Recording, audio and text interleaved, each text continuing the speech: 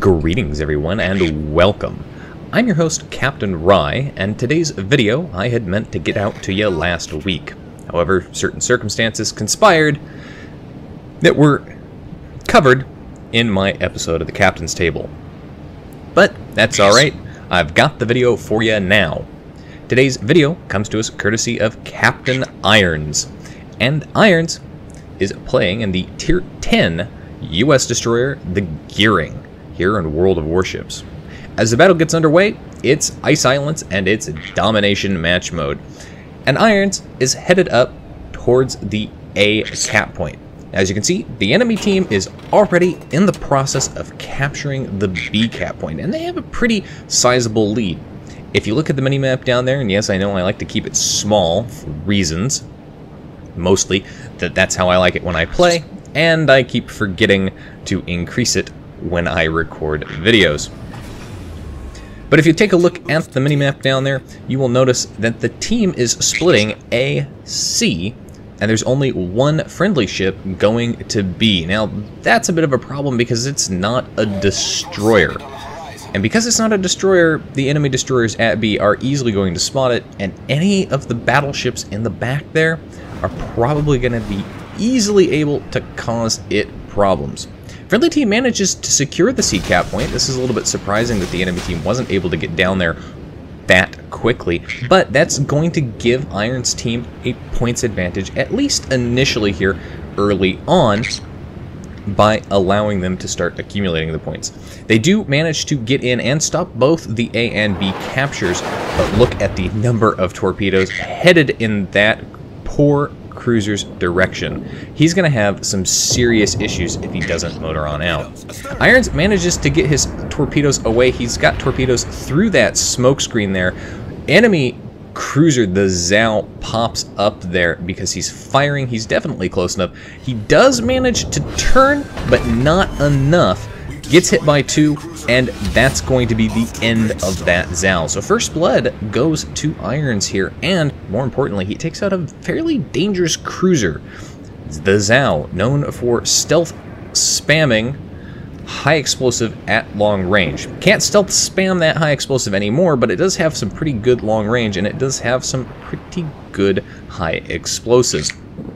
And of course, if you sail broadside onto it, it will punish you by dropping armor piercing onto you. So with that cruiser gone, that gives Iron's team an even better points lead. Now, the enemy team has managed to secure the B cap point. They've basically driven that cruiser that went there out of the cap, forced him back behind that little iceberg that's there at the tip. But that's alright. With one cap and one kill, they are definitely in a points advantage, and they can afford to lose that cap for now. However, what they do need to do is concentrate their efforts on either defending at C and pushing to B, or concentrate their efforts and push the A cap point. Irons, unfortunately, does not get his ship motoring quickly enough in one direction and gets hit by a torpedo there. But the good news is, the Gearing, very, very strong, sturdy ship, takes that torpedo on the bow. That's good for him. That's going to be damage saturated now. Means if he gets hit there or shot there, he's less likely to take crippling damage. Of course, you still don't want to get shot, because that's not going to lead to good things. Irons manages to hit whatever was in that smoke screen with a torpedo, resetting the A capture progress. And if you look at the situation, that friendly cruiser has pushed back into the B cap point, and he is contesting it. So the enemy team is still not gaining any points at this time. However, they have managed to kill one of their destroyers, and well, that's not enough to put them in a points lead or at a points advantage. Losing a destroyer early on in a game like this is a bit of a problem. Enemy Gearing pops up there, that ship full strength there. Irons is flagging him as a priority target. Now, if you're in a battleship or a cruiser, pay attention to these requests, especially if they're coming from your destroyer captains, because your destroyer captains are more likely to spot these little buggers And when you can shoot at them while they're detected, you should absolutely take that opportunity. I cannot tell you the number of times I have been able to go on and win games and crush the enemy team under a wall of torpedoes simply because nobody shot at me while I was detected. Then again, I can also tell you the number of games I've had that have been total devastating losses because everybody focused me down as soon as I was visible. Irons is forced at this point to bug out of the cap with 2 different cruisers basically pushing up, plus that gearing still back over there. Now, he was last seen basically running back behind that island, but not necessarily going to stay back there. And given how much health he's got right now, probably best if he leaves. Now, this is something that I see a lot of destroyer players not do. They will continue to sit in the cap, and they will stay there far too long. And that ends up leading to some serious problems when enemy cruisers, battleships, or other destroyers get too close, and there is no backup for you, as most of your team is huddled back behind islands or too far away to really put effective fire. Now, the enemy team has lost yet another ship. They have lost one of their destroyers, so on the destroyer front, they are at the very least equal here. However, they've managed to secure the A and B cap point, and they are contesting at C. So, right now, Iron's team is not gaining any points from caps, but they still have that cap advantage early on, so they have a points lead here. Plus, killing those ships definitely helps. Now, Iron's firing the high explosive at this St. Louis, and it looks like he's got a fire set. I'm not sure if that's his fire, but these shots going out there do manage to secure the kill on that St. Louis. So there's 2 kills there and another cruiser down. Now, they have just lost a cruiser, but tit for tat here, still keeping them in the points lead. The friendly teammates down at sea need to figure out what they're doing here. Now, there is definitely a destroyer down at sea that is contesting, and if somebody could get down there and spot that destroyer, that would be fantastic. Now, Irons is taking a very gutsy move here. He's got an Edinburgh out in the open, and he's opened fire on that Edinburgh. The Edinburgh was closing in here, so he was going to be detected soon enough anyway, but I'm not sure I would have run the risk there because, well, that guy's got fast guns that can cause some problems to gearing. Gearing's a thick boat. Good news is that Edinburgh didn't stand a chance with that spread of torpedoes, and so he is dead, and that's yet another cruiser gone. Plus, the enemy team has also lost a battleship. Now, Iron's team has also lost a battleship themselves, but at this point, it's now a 5-kill to 3-kill situation, and they are finally capturing uncontested the B cap point. So, with the B cap point being captured, the C cap point now, at long last, uncontested, they can start gaining those points, and hopefully they can start gaining those points at a rapid rate. In the meantime, though, Irons is going to stay up at the A cap point. This isn't because he's playing poorly or because he doesn't want to get involved here. In fact, it's the contrary. It's because the A cap point is now the only point left to cap for his team, but more importantly because there are ships up here that can still be killed, damaged, or otherwise harassed. And as long as they're up here dealing with an unseen destroyer threat, it means their guns aren't pointed at other friendly ships.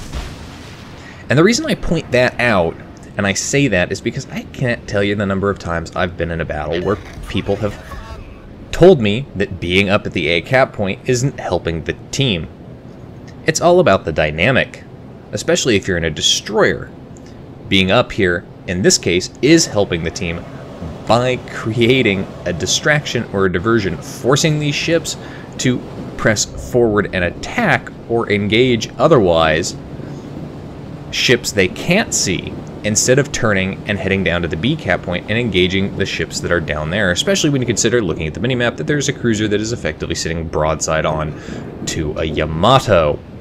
Granted, That's the Minotaur, and he's probably in a smokescreen, but he's still sitting broadside on there, and a good, lucky blind shot into the smoke could cause some significant issues for him.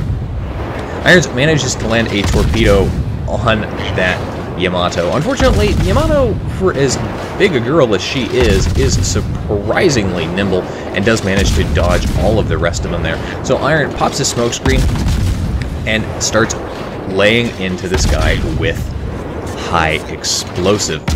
Other torpedoes coming in there, those land nicely, just a nice big hit. More torpedoes coming in there, so that Yamato is now in a serious world of hurt as he was flooding there more than likely. And he was on fire, but you notice that fire was put out there, and the flooding likely stopped. So his damage control definitely no longer a factor. Irons has got a set of torpedoes up here. He's going to fire one set. He opts to fire two sets. I'm actually kind of surprised by that choice. He still had the armor piercing loaded, switches back over to high explosive here.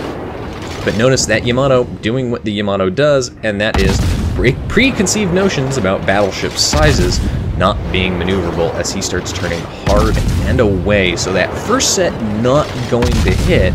The second set, which was shorted on the lead indicator, might hit. We will see. Of course, Yamato stopped firing, and now he's gone undetected briefly. But look at the minimap. He has popped back up here. Iron has not done what I normally recommend do, which is pull the gun camera back between shots. If he had, he might have realized that Yamato was now detected and out in the open, and he could have started shooting at him then and there. More torpedoes coming in there from the friendly cruiser. Manages to strike home there, not enough to kill him outright, but that's likely going to cause that Yamato some flooding issues. And fire set on the Yamato as he disappears. Yamato taking blind shots into a smoke screen. Remember, like I said, this could be a very, very bad situation if it hits you, but in this case, it didn't hit. Now, Yamato has definitely put the fire out, so damage control is probably going to be on cooldown here in 10 more seconds. He's fairly low health, and he's definitely getting hit by that Minotaur, who's also shooting at him. The question is, can Irons set him on fire? Come on, RNGesus, set a fire. Yes, sets that fire, and Yamato burns down. So that's yet another kill here, and now the enemy team is down to just 3 ships. They're down to a gearing, and it looks like this degrosser and a cruiser. Well, cruiser's dead. It's now just the degrosser and the gearing. The question is, where'd that gearing go? Now, the problem is Irons has been shooting at this degrosser, trying to set him on fire, trying to cause damage, and he has managed to set him on fire, but the degrosser is going to be able to recover here. Now, the problem is, while he was firing, exposed there, he took some hits, but it opened him up. It tells the enemy exactly where he's at. And that's bad news for him and good news for the enemy gearing, who is still lurking out and about here somewhere. Now, Irons doesn't have a lot of health, and the last time we saw that gearing, he was still pretty much full strength, so he could be anywhere. Now, Irons fires off 2 sets of torpedoes down both of those channels, either side of that main island at the A cap point, because that's where he thinks that gearing is going to come from.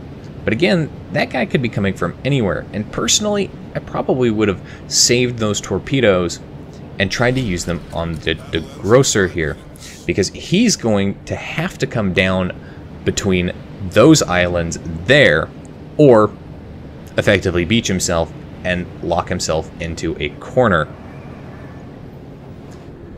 And as I mentioned, the degrosser managed to survive that fire situation. Now, Irons, again, does something kind of gutsy here, given how much health he has left and given the ships remaining and the distances. He opens up on the degrosser with his main guns, and that's going to leave him exposed. But look at this, he's got the priority target, and you can see here, he was being targeted by 2. Well, enemy gearing pops up here, opens up on him, and like I said, the gearing more health than him. So this engagement really does favor the gearing, especially the accuracy, and especially because Irons, once again, doesn't pull the gun camera back between shots. I know it's only 3 seconds. Hit that shift key real quick. You would be surprised what you can see by doing that, what catches your attention and prevents you from getting, well, blindsided by another destroyer on the other side of you. I love doing this, though, to enemy destroyers. When they're engaging friendly ships, I can come in and grab them and prevent them from sinking our friendly battleship by basically engaging them with the guns and screwing them over. Now, Irons, very, very low health, makes a gusty move here. He's leaving his smoke screen, but there's the enemy gearing. Come on, get those torpedoes away. He gets 1 set away, not quite 2 there. Enemy gearing, though, had his guns ready and trained, fired off, but look at that. That guy got himself into a bad situation, nailed by torpedoes. A nice big hit. He only needed 1 to kill him, but 3 will do it. And with that, earns the Kraken Unleashed, the high caliber, the Confederate, 'tis but a flesh wound and a devastating strike. And now there's just 1 ship left. And not a lot of time left in this match, minute-wise and points-wise. The only question is that De Grosser going to survive the battle? The enemy team has done a very good job of holding on to the A-cap point the entire game. They just didn't do a very good job holding on to the B-cap point and pulling back and rallying. And note, the De Grosser gets taken out by the other friendly gearing.